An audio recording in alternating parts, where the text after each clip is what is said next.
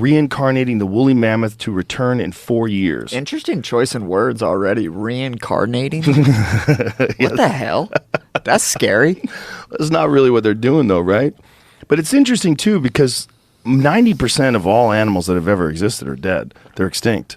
So it's like, are we going to just keep doing this? And what kind of consequences is that going to have for the animals that are alive right now? Like, what if they start reintroducing saber-toothed tigers? What if they start reintroducing, all these animals that at one point in time dominated the earth? Dude, I wonder if a Jurassic Park will ever exist. It fucking totally can exist. Oh, man, I hope it does. I really hope it does. I'll pay whatever. Fuck yeah. I'll pay whatever they ask to see a velociraptor. Oh, my God. For any amount of money. We know how that ends. That ends bad. Yeah, Ends with them killing all of us. Yeah, no one stopped to ask, should we do it? Yeah. That's like one of my favorite lines from that movie. It adds bad in the movie. It ends bad in the movie. In real life, you have fucking jets just flying and nuke these fucks. They made that crazy fucking raptor T-Rex. No one can stop that one. Oh, yeah, that's right. Called it. But the Indominus Rex. But that's just like the silliness of 2, 3, 4, 5. Jurassic 1 was the shit. That was really what it was at. Like, what did you do? Yeah. My favorite fucking part of the movie is Jeff Goldblum when he first sees the Brontosaurus when he's in the Jeep and he gets up and he's like, he looks at that, they're like, what the fuck did you do? Yeah. I think that's possible, man. I think they're probably going to do it eventually. They have to, right? Time. Yeah. It's a matter of time before that happens. It's probably a matter of time before we cure cancer and figure out how to live to 500 years. It's a matter of time before anything, unless we blow ourselves up. Which is also real possible. Or we get hit with an asteroid, which is also real possible. Ooh. That's the big one. That would suck. That's the big one. I've been obsessed with that for years. Really? Yeah, because of my conversations with Randall Carlson and Graham Hancock. And Graham Hancock is the one who did that. There's a recent Netflix special, a series. It's really amazing called Ancient Catastrophe, right? Do I say it right? Apocalypse. Ancient Apocalypse. And this is, it's all about what's called the Younger Dryas Impact Theory, which is somewhere around 11,800 years ago, the Earth got fucking pelted with asteroids.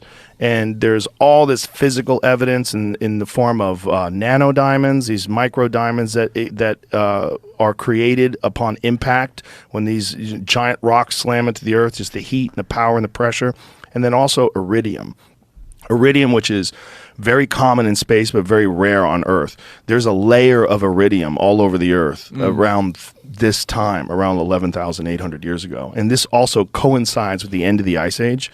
And Randall Carlson's life's work has been explaining how this has this impact that happened, and they know exactly what it is. It's through a very specific meteor shower that we pass through every June and every November, and that you see the meteor showers in the sky and everybody looks at them, but passing through that, occasionally a big one goes through. And those big ones, he thinks, slammed into the ice that was covering North America, because at that point in time, during the Ice Age, North America had a sheet of ice covering half of it that was like 2 miles high.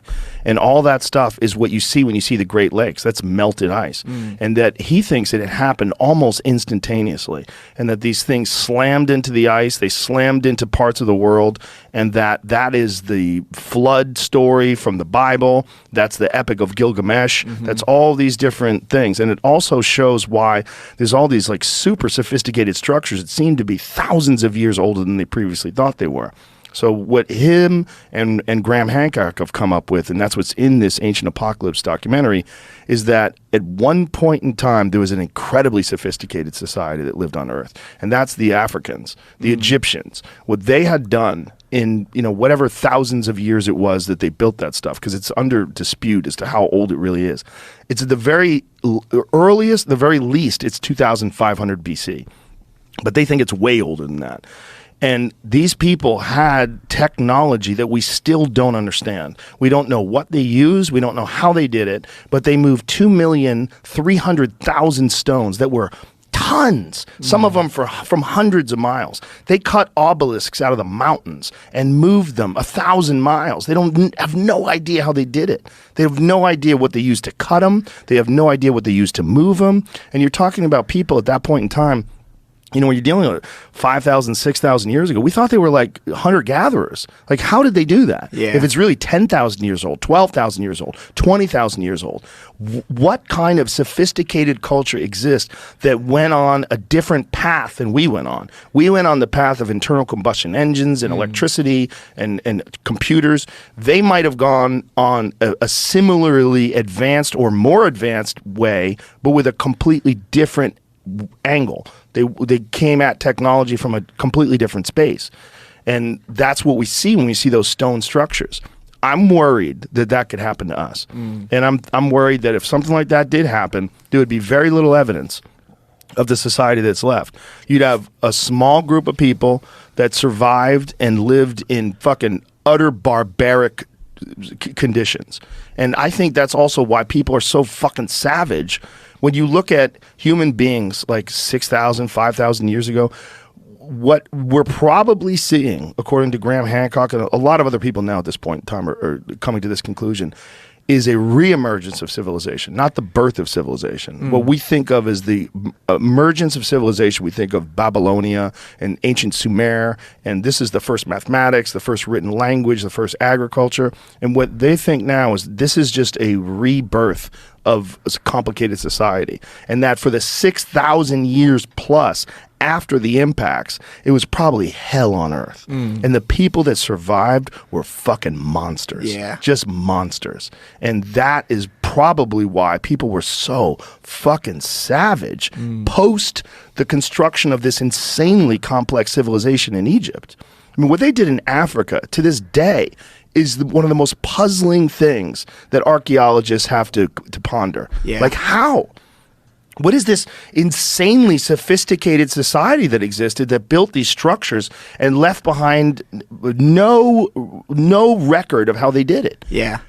All the burning of the Library of Alexandria, all the ancient work that they had, where they had like passed down what had happened, all that was gone when they got attacked and they burnt down the library. I know. I love that so much of science is so unknown still. Yeah. Isn't that cool, man? That's pretty cool. cool. Like, sometimes I think that our society gets super caught up on, like, how sophisticated and how smart we all are and this and that. And, like, I think it's, like, a nice reminder sometimes to have other people question things and just, like, come up with different theories and ideas, because it reminds everyone that we're not all as smart as we sometimes think. You know, because I do think that we live in a society where we think that we're so much smarter than the humans that were around 5,000-6,000 years ago, when really is the same body, same brain. We just got more shit, you know? Yeah, we probably aren't as smart as the Egyptians.